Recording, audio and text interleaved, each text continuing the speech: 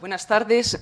Muchas gracias por la invitación. La verdad es que lo tengo difícil después de la ponente anterior, que ha dejado el listón bien alto y el nivel de atención que nos ha mantenido a todos, la verdad es que ha sido impresionante, ha estado muy, muy bien. En mi presentación, en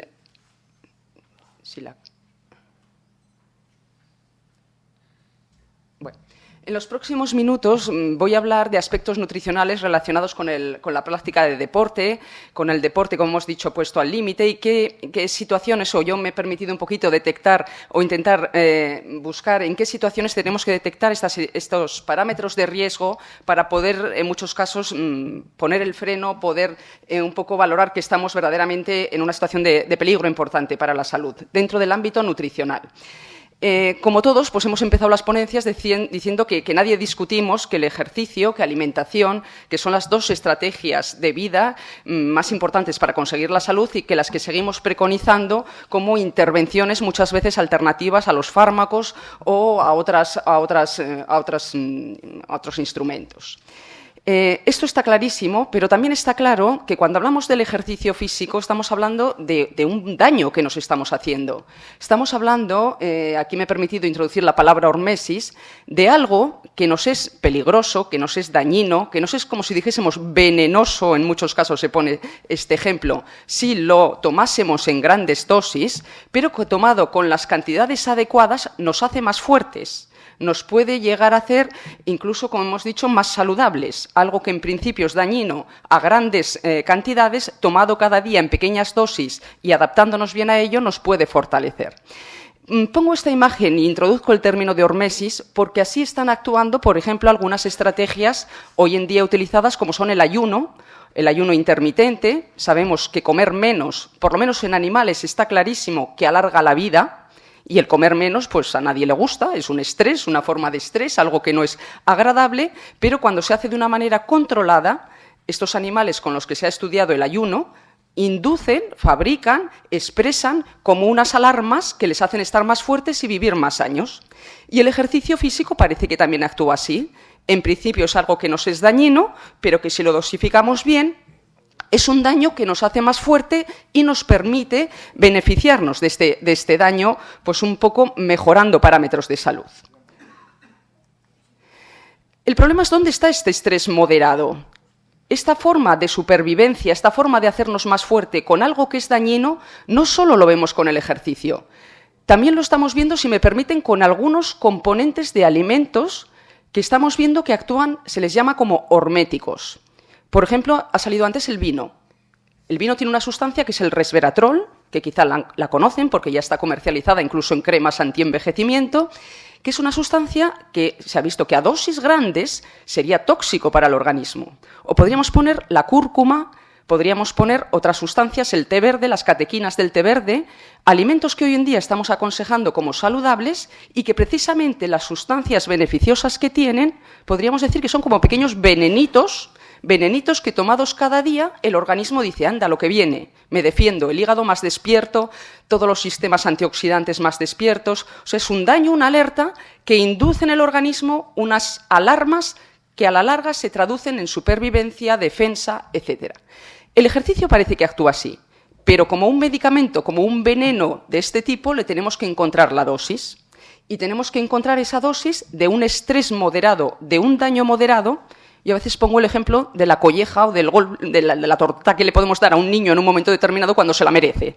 Si se la damos en el momento y es de la intensidad adecuada, pues le educa y le sirve. Si se la damos cuando llegamos a casa 2 horas después, pues ya no sirve para lo que queríamos. Bueno, de esta manera utilizamos o podemos utilizar el ejercicio físico como algo hormético, algo que en la dosis adecuada supone para el organismo un estrés de temperatura, un estrés a nivel muscular de inflamación, un estrés oxidativo. El ejercicio nos oxida, nos inflama, genera radicales libres, nos dicen que hacemos mala cara el día o la persona que ha ido a correr más. Sin embargo, es antioxidante, es antiinflamatorio. ¿Y esto cómo se entiende? O sea, la dosis controlada de ejercicio, aunque en sí mismo genere radicales libres y sea oxidativo, dosis adecuadas de ejercicio hacen que la persona fabrique antioxidantes y se vuelva una persona con más capacidad de hacer frente a los radicales libres. El ejercicio inflama, pero en algunos parámetros de inflamación de población general, la persona deportista tiene más controlados estos parámetros. Con lo cual estamos viendo que es un daño que en cantidades moderadas puede hacernos una defensa, una adaptación que nos permitiría mejorar la calidad de vida, supervivencia, etc. La dosis hormética, la dosis saludable, la dosis que nos beneficia, ¿la estamos siempre poniendo en práctica? ¿O en algunas ocasiones este efecto de adaptación lo estamos sobrepasando? Pues aquí es un poquito lo que se trata. ¿En qué medida el ejercicio de una intensidad superior a este hormético, como ha dicho la doctora Sitges, en vez de tener efectos beneficiosos, tiene efectos perjudiciales?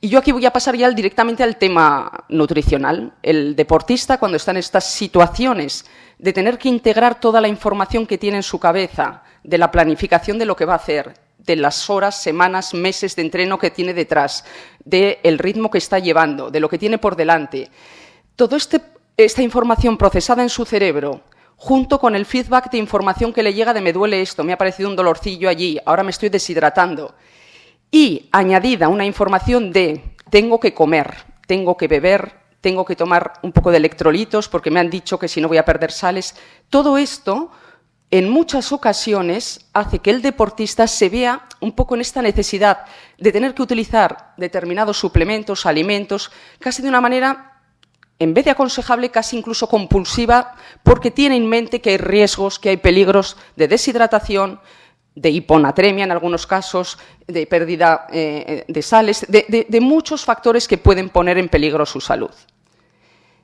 Pero todo esto, en la práctica, ¿es siempre bien tolerado por el deportista? Pues aquí voy a hacer un poquito énfasis en una serie de problemas de tipo nutricional, digestivo nutricional, o en cómo encajamos esa nutrición en situaciones de máximo esfuerzo, que sobre todo lo que tenemos que pensar es que no es la misma manera en cómo podemos encajar o cómo podemos tolerar en nuestra casa ese mismo alimento. Esto tiene lógica. Cuando hacemos ejercicio, de la cantidad de sangre que tenemos destinada para la digestión, de ahí más de la mitad se la hemos quitado, se la estamos mandando a los protagonistas de ese momento, al músculo, a la piel, al corazón que está trabajando a más intensidad, con lo cual cualquier deportista que tolera en su casa un zumo de naranja, nada más saludable, puede ser que corriendo o que en esta situación de un esfuerzo intenso, ese zumo de naranja, fuente de salud, le siente fatal.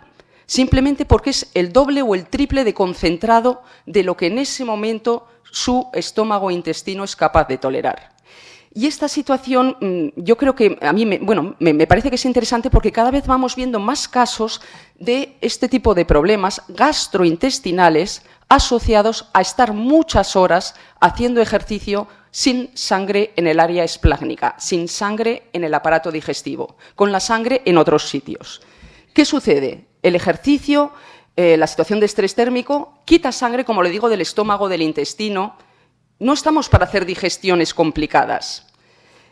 Todo esto produce una situación de falta de oxígeno, de acidosis, y un aspecto importante, el intestino, que tendría que ser como un césped de un jardín bien cuidado, con sus florecillas arriba, las bacterias intestinales, las vellosidades, etcétera, pasa a ser como un jardín verdaderamente lleno de malas hierbas, perforado, utilizamos la palabra intestino permeable, intestino agujereado, es como una especie de murallita por donde ya entra y sale lo que quiere y que cambia completamente la función de un intestino barrera. Y esto lo estamos viendo, y estamos viendo en consulta muchos problemas a corto plazo, efecto inmediato del momento del ejercicio, pero muchos problemas un poquito ya a largo plazo, de intestinos que ya no quedan igual, después de estas situaciones de ejercicio de alta intensidad y larga duración. Se produce una inflamación que empieza en el intestino, pero no sé si cada vez más no han oído hablar de estas inflamaciones que decimos, bueno, empieza en el intestino, pero ya es una inflamación que la persona luego la va arrastrando de una manera continuada y en muchos casos puede llegar a afectar de una manera un poco sistémica. Esta viene a ser un poco un resumen del anterior. Disminuye la llegada de sangre. Como les digo, la sangre la hemos derivado a otros sitios que son más protagonistas. Aumenta la temperatura y la deshidratación, falta oxígeno, hay un estrés importante por muchos motivos, físico, mecánico, a nivel cognitivo, etcétera. A veces este deportista ha hecho antes dietas hiperproteicas, puede ser el caso, y en muchas ocasiones se usa, además, se suma que este deportista ha tenido que tomar, por ejemplo, antiinflamatorios durante tiempo. Con lo cual, aquella barrera intestinal ya es un campo de batalla completamente agredido por todos los lados, aumenta la permeabilidad intestinal, empiezan a pasar bacterias que no tendrían que atravesar esta barrera, se da una inflamación cronificada en el intestino, incluso se está asociando a algunos procesos de autoinmunidad, de empezar a atacarnos por algo que ha entrado y que no tendría que estar, con el sistema inmunitario a nosotros mismos. A partir de aquí, el deportista muchas veces no acude al médico, simplemente va quitando alimentos, va quitando la leche, va quitando el gluten, va quitando aquellos alimentos que le van sentando mal. Con lo cual, en muchos casos, vemos situaciones de restricción, de hacer dietas cada vez más limitadas y con más miedo de decir, es que si como aquello, me sienta fatal. Si acabo la carrera y me como lo otro, si tomo un bocadillo, me sienta fatal, diarreas, etc. Voy a acabar ya un poquito mencionando que todas estas situaciones habría que detectarlas, y creo que ha sido el doctor Brotons el que ha dicho antes, un deportista que vomita, un deportista que empieza a tener estas alertas, estas alarmas, está dando señales de que algo incluso más grave puede venir detrás y no le estamos haciendo caso. Y les pongo esos trabajos que van saliendo en los que van utilizando un poco esta sintomatología de diarreas, de vómitos, etcétera, como una señal de alarma. La expresión sería la del canario dentro de la mina, que es una expresión de los ingleses que utilizaban a los canarios para meterlos a las minas, y el canario, si había gases en la mina, moría antes que el minero.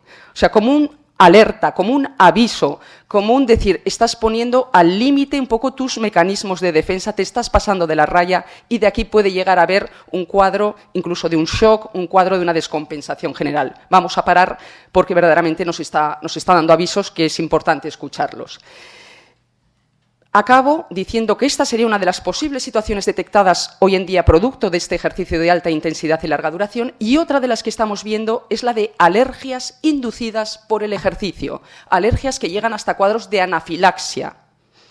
Y están inducidos por el ejercicio, quiere decir que esa persona ha comido antes de hacer el ejercicio, en 2 o 3 horas antes, algún tipo de alimento, que la combinación de ese alimento con un ejercicio de alta intensidad, suele ser en ejercicios intensos, más en el correr, por ejemplo, que en la bicicleta, etcétera, o sea, condicionantes de un ejercicio cañero, con un alimento 2 horas o 3 antes, que la mezcla de las dos cosas ha podido llegar a producir en algunos casos cuadros de alergias importantes y de anafilaxia, y que luego se intentan reproducir en el laboratorio.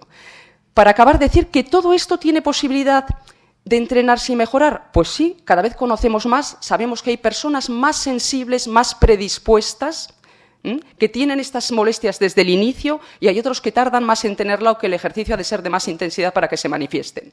Y cada vez más hay la posibilidad de ir haciendo estrategias nutricionales, de proteger al intestino, de hacer esa barrera otra vez, ponerle cemento, de volverla a hacer más fuerte, de en algún momento quitar aquellos alimentos que puedan ser más difíciles de digerir, pero utilizar nuestro intestino, aunque no lo veamos de fuera, como otro músculo que hay que trabajar y que hay que mantenerlo verdaderamente fuerte para hacer frente a estas situaciones que hemos dicho antes, que eran horméticas y en principio saludables, pero que no siempre lo son. Muchas gracias.